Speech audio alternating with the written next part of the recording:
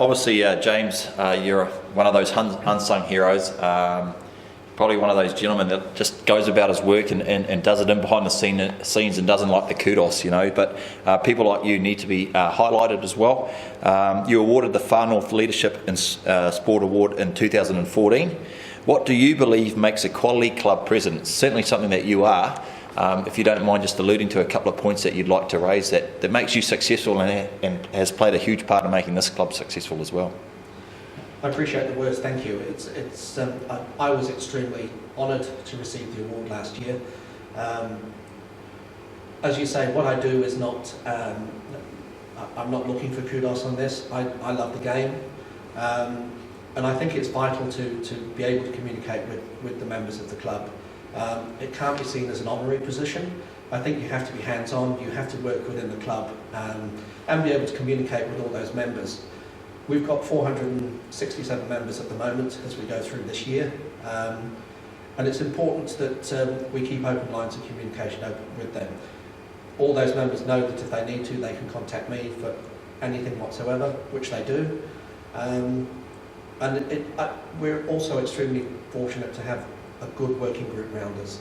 Everybody's focused on the same goal, and we get on well together. There are decisions that have to be made. You have to be able to make the tough decisions when they come along. We're Club of the Year, but we're by no means perfect. With 467 members, you are going to have those problems that arise that have to be dealt with.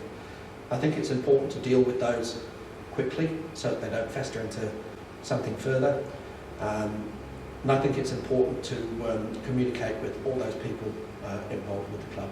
Going back to volunteers, it's important to make sure that those volunteers feel a part of the club and that they all have an active role in it. The club is very much a family club, and that's how we've grown it and how we want to keep it.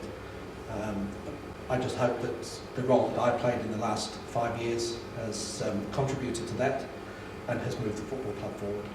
James, you talk about being proactive. It's obviously something that you're very good at as well. Is there times when you look through other codes as well to pick up on little ideas that you can bring back to the committee? Because obviously you've brought a lot of initiatives over that 5-year period as well, and you've never sit still, and that's why you've got to the top in the way that you have. Is there anything that you watch throughout other codes? Yeah, sure. We're always looking at other codes to see how they build their clubs, what they've done. As I say, we've got our own ideas, but always looking around for different ideas, different ways that we can develop the way our football club is run. I think it's always important to keep an open mind.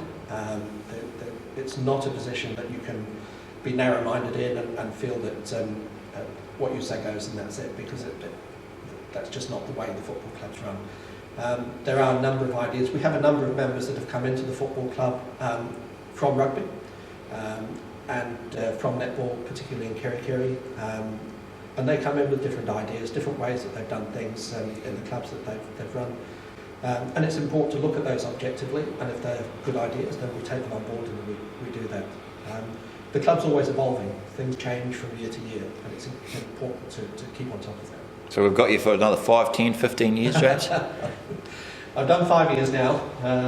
The other thing we do have in place with having a junior committee involved in the club and bringing new members through, it's almost like an exit plan as well. It's making sure that when I'm not here any longer, then the progression is in place to carry on the work that's being done.